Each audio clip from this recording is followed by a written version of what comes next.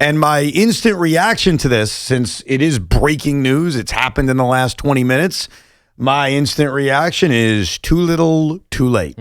This is something that should have been done months ago. And David Stearns and Steve Cohen were blockheaded. Is that the term, Tiki? Yeah, that's a good way to put it. They would not give in on a change like this to try to spark the team. So what did they do? They waited until it was too late. They are 13 games under 500. They are dead and buried in any kind of playoff race. They just got embarrassingly swept by the Chicago Cubs. Pete Kerr Armstrong says what's up. Yeah, that's a series sweep, too. But by the way, I mean the season sweep. Season series sweep. And then they say, let's fire the manager. So my emotion right now is anger at Cohen and Stearns that, again, the smartest guys in the room clearly don't know as much as us. Because we all knew that they needed to change the manager months ago. We all screamed it. We all said it. We all couched it by saying it's not his fault and Mendy's a nice guy. But we all knew. So explain to me why Steve Cohen and David Stearns didn't, why it took them until June 26th to do something that should have been done on April 26th. Summer Friday news dump? Maybe people won't talk about it that much. Maybe the New York Met fans are already out in the Hamptons, or the Jersey ones are down at the shore, or they're going up to Martha's Vineyard, or wherever the heck you go in the summer when it's nice outside and nobody's working, because it took me 40 minutes to get in today. I know nobody's working.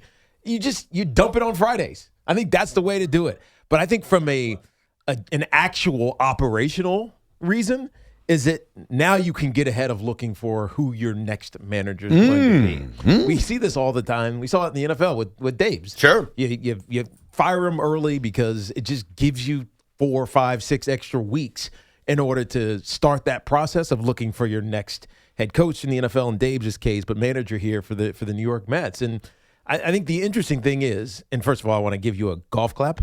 Why am I getting a golf clap? What'd I do? The Andy Green interim. Yeah, that is true. You know what? I do deserve a golf clap. This like months ago. Yes. And I'm like, who the hell is Andy Green? I politely disagreed with Gio, who had mentioned, Kai Correa.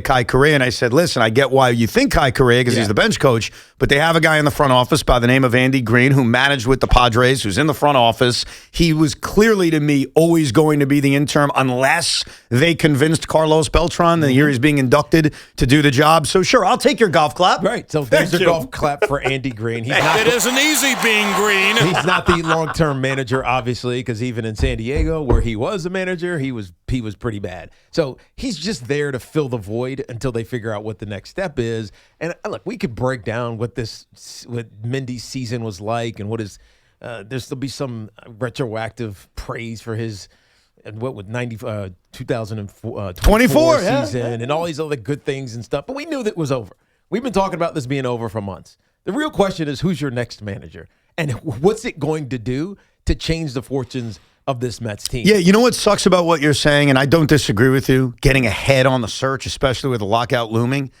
When you fire a manager in baseball, it's very different than football. I think it can spark a team because it has. No, you're right. It has sparked the Philadelphia Phillies. It sparked the Mets in 08 when they went from Willie to Jerry Manuel. It's one of those things that, for whatever reason, doesn't always make sense. Firing a manager sometimes works. And what annoys me is that they waited till a point in the season in which no spark is doing anything. Yeah. And I'm not being irrational by saying that. They're 13 games under 500. So what you're saying about next year is very valid, and we will get to that discussion. It's June. And I got to think about next year when there may not even be a next year. Not next year, just who's the manager? No, I know. And who's fixing this? But, I mean, what's their record right now? 13 games under 500. I know that. I know. 34 and whatever, 13. 34. So they have to win 34. So they have to 34 win. and 47. They have to win 53. 53 of their next, 80-some games? They have to play at 110-win full game pace the rest of the way. That's to right. get to what, 87 wins? I'm just saying, Yeah. get to 87. Forget, they need to win 53 games of the remaining games that they have. Right. Is that doable? No, but that's why I'm annoyed. Yes. So you could have a spark, but are you winning 53 games? But Tiki, that's why I'm annoyed. They waited too long for the spark. And, and Met fans, I want you to hear from Steve Cohen and David Stearns because they did release a statement. But before I read the statement, why don't we hear from David Stearns in May when Joel Sherman, credit to Joel, put David Stearns on the spot and said, hey, why aren't you changing the manager? Listen to this exchange. What length does this manager have? Look, I'll let my words speak for themselves. I've been very clear and consistent that I think Mendy does a really good job. I believe Mendy does a really good job. I like coming to work with him every day. I'm not going to address this every 2 weeks when I talk to you guys, and I'll leave it at that. Oh, you leave it at that. What happened, David?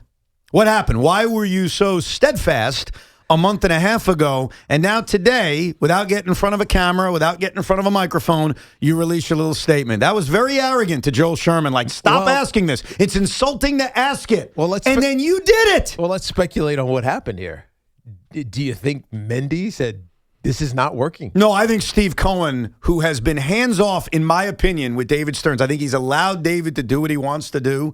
I think Steve Cohen, as silent as he is, as much as I want him to come out and say something, I think he went to David Stearns and said, you better effing do something. Because if you don't fire this manager, I will. Right. And so and if Steve Cohen fires him, that means that David Stearns is now on the hot seat. Well, yeah, and I understand believing that. Yeah. But if you ask me what happened between that very, very confident statement by David Stearns to today, in which he tried to shut down debate, that's what that was. Stop asking me questions. I don't want to address this every 2 weeks. Well, David, if your team didn't suck, it wouldn't be brought up every 2 weeks.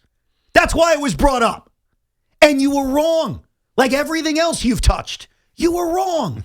And in the middle of May, when it was clear as day, the train was leaving the station, you should have done something about it. Now, in fairness, I did this on purpose. I didn't read the statement. I wanted to read the statement on air so we can all give a live reaction to what the owner and the GM has to say about this. Yes, by the way, I got my math right, Evan. Yes. They've played 82 games, so there's 80 left. So There's 81 games they've played. 50. No, they're 30. No. They've played 81 games. Last night was the halfway point of the season. Oh, right. They're only 47 losses. Yes. So either way, they need to win 53 of 81. Yeah, they have to play at a crazy pace. Yeah. Here is what David Stearns, the president of the New York Mets, had to say. Carlos has led the organization with passion and grace and is beloved by everyone who works with him on a daily basis. Carlos's impact on our players, staff, and culture over the last 3 seasons has been transformative. Unfortunately, we know we are falling short and change is necessary to move forward. This is from Steve Cohen. I want to express my deepest gratitude to Carlos Mendoza for his leadership and unwavering commitment. He represented this organization with integrity and dedication throughout, and I wish him and his family all the best. Our commitment to bringing our fans a championship caliber team has not changed. There is no sugarcoating it. This season has been a disappointment, and our fans deserve better than what we've delivered. That's the brief statement that they have now given us. Yeah, that's nothing. Doesn't tell you anything. Now, the good news is David Stearns will meet the media at 3 o'clock today. I think AI wrote that statement. You think that was... David Stearns will meet the media? It's so impersonal. At 3 o'clock today? So I'm curious if anyone will ask him, hey, so you were shutting down debate a month ago. Why'd you shut it down? Yeah, and why didn't you make the move a month and a half ago? That's really the only thing you're going to get from him, or that you need to get from him, is why now?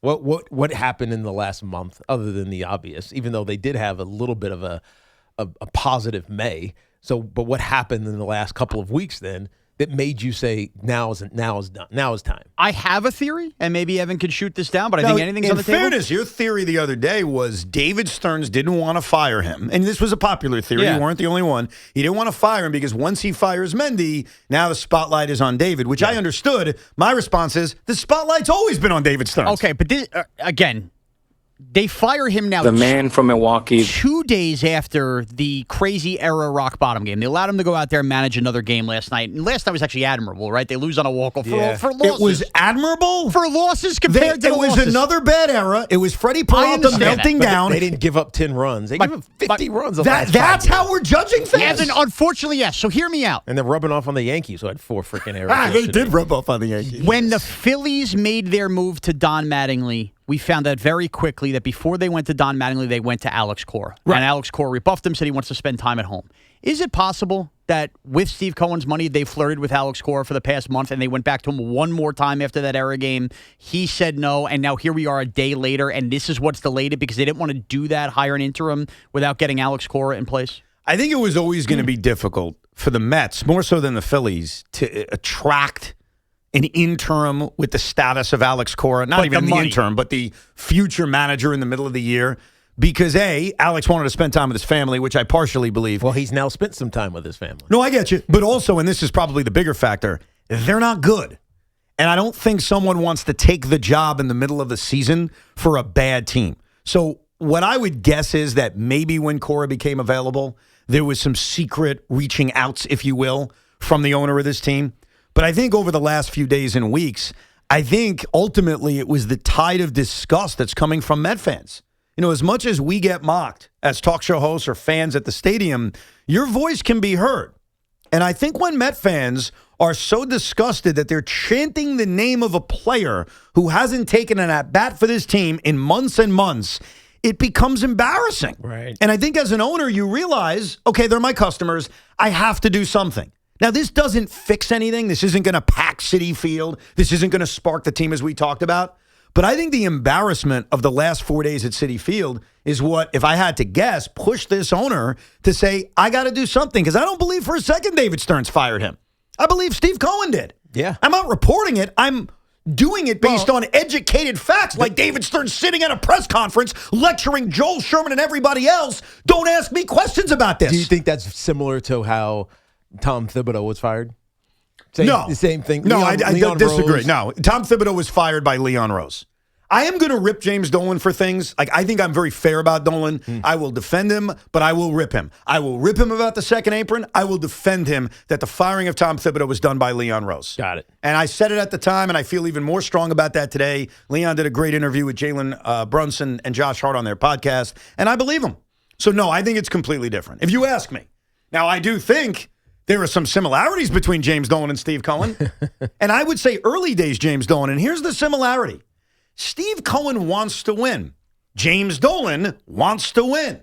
James Dolan, up until now, was willing to spend at all costs. Steve Cohen, willing to spend at all costs. Here's where the negative comes. They don't know what the bleep they're doing. That's the bottom line. Yeah. James Dolan did not know what he was doing until he finally, to his credit, hired the right guy. We thought Steve Cohen hired the right guy. So far, the results are the results. They don't know what the they're doing. Thank you, Mr. President. That's the similarities. And so I don't think he knows what he's doing. I think he's upset about the embarrassment of this team. And so he finally said, fire the guy. And again, my anger today, I'm not even angry at the Mets. I was there last night. It sucks. I had to leave in the ninth inning. I'll tell you why later. You want me to tell you now? You have to. That's too big a tease. We don't want to wait. My youngest son, Spence, refuses to leave games early. Knicks are up by 50 on the Nets. We're not going. It's 25 degrees at MetLife Stadium. We're not going. He looks at me last night, ninth inning, and says, it's time to go home. Whoa. And I'm like, what's going on? It's a tight game. I later found out he had an accident. On Bark in the Park night? On Bark at the Park night. Wow. And so I looked at him and I said, I got you, bud. I got you. And we went home, watched the rest of the game, cleaned him. I was not going to make him sit there in his own feces to watch the rest of the Met game. Spence, you're still the man. Spence still never wants to leave a game early. It was circumstances. Yeah. And the Mets have sat in their own feces all year, to be honest. Wasn't it symbolic, Shaun? Yes, it was very symbolic. But I wasn't. And you beat traffic. And I beat traffic. You didn't tell Spence there's a fire hydrant right there, buddy. All right. I think he so didn't want to go to the bathroom. He was just like, I'm going to hold it in. And then you know what? When you're 5, sometimes the accidents happen. Right. So I actually Your left. sphincter's not strong enough. I actually left last night's Mets game early. But I did a Rico last night. I wasn't even mad. I'm numb. I'm mad today. And I'm mad today because these geniuses who run the Mets, as smart as they think they are, they probably don't know as much as us dumbass fans. Because we told you 2 months ago, make a change. We told you a month ago, make a change. And you lectured us. And you warned us, stop asking me questions. And here you are on June 26th, when it is too little too late, finally listening to your dumbass fans. Because we're stupid. We don't know anything. So I guess that's Does that why make you I'm feel angry. good? No, Does I'm that pissed. make you feel good? Nope, I'm pissed. Yeah. I'm pissed. You should be. Yeah. Because now what are we watching? What do we want? Andy Green's going to manage this team to something? You could have done this in May and given us the false hope that they could be the Phillies. It isn't easy being green. And now, at 13 games under 500, it's like, figure it out. What a disgrace. But what? Should we be surprised? No. And I want to apologize to Shaun Morash. And I want to apologize to Chris Big Mac McMonagle. Because I'm sorry that the Mets rubbed off on you last night. Because that defense from the New York Yankees was Mets-like. It was. Ahmed Rosario thought he was Marcus Semien. I mean, he did crush it. When Contreras crushed that ball. It was hit hard, yes. It was hit very hard. But he could have rolled it to second, and they could have rolled it to first, and Cam Schlittler's out of that inning. No doubt. And look, here's the thing. I say this about Freddie Peralta last night. I'll say it about Cam Schlittler. Defense can fail you. You're still allowed to get out of the innings. But the real question I think everyone He has. did get out of the inning. What do you mean? What do you mean? He gave up 3 runs. What are you talking about? Okay, so he walked him. He gave up a walk. He gave up a hit. I forget who the hit was. Gave up a hit. He didn't get out of the inning. He gave up 300 runs. And then he struck out a batter. So there's one out on first and second. And he got the cleanup hitter, their best hitter, to hit a ground ball to third base. He also got him to hit it 100 miles an hour. Whatever. I'm just saying. I mean, if Ryan McMahon was there, double play, innings over. Dude, if Ryan McMahon's there and he actually, his ears are working and his nose is working, no problem. I guess the question we all have for Shaun is, do you still get those, I feel nothing but 98 vibes. Yes? Yes, I do. Okay. The 98 Yankees lost games, contrary to popular belief. This was a nothing loss. To me, this was a nothing loss. Well, I got good news. You have 98 vibes. I have 1993 vibes. All right, so we're off by 5 years. And every Met fan knows what that is. We'll get your calls next on the firing of Carlos Mendoza, 888-808-1019. And a question needs to be asked. It was a question we asked about Jeff Ulbrich. It's a question we asked about, who was your coach last year after Daboll? Charlie Bullen? No, your head coach, you dummy. Oh, Davis Webb? Who was it? Who's the backup quarterback guy? Who was your head coach last year? Kafka. Mike Kafka. Thank you. Wow. Yeah. Davis Webb. What am I, a moron? I was completely blank. I was too. I wasn't ready for that. I didn't have Giants on my mind. Well, I guess this tells you all you need to know about interns. Where is he, by the way? No, that's not Seattle. No, Where he is got a decent job. Minnesota? No, I have no idea. Yeah, I don't either. Who cares? Yeah. But we asked this question. Coach, who this? That's right. We asked this question about Mike Kafka. We asked this question about Jeff Ulbrich. Lions. And we need to ask this question about Mr. It isn't easy being green. It isn't easy being green. What could he possibly do to keep this job? So we'll try to figure that out. Plus, take your calls at 888-808-1019. And I know I defended James Dolan in the open of this show. I'm sorry. I know it's not going to happen at 2 o'clock, but I got to rip James Dolan for something going on right before our eyes. It's time for the Yankee turning point of the game. Be the first call to correctly identify it by calling 866-540-WFN. And if you can identify yesterday's Yankee turning point, you'll receive a $100 Wendy's gift card from our friends at Wendy's. Eat great.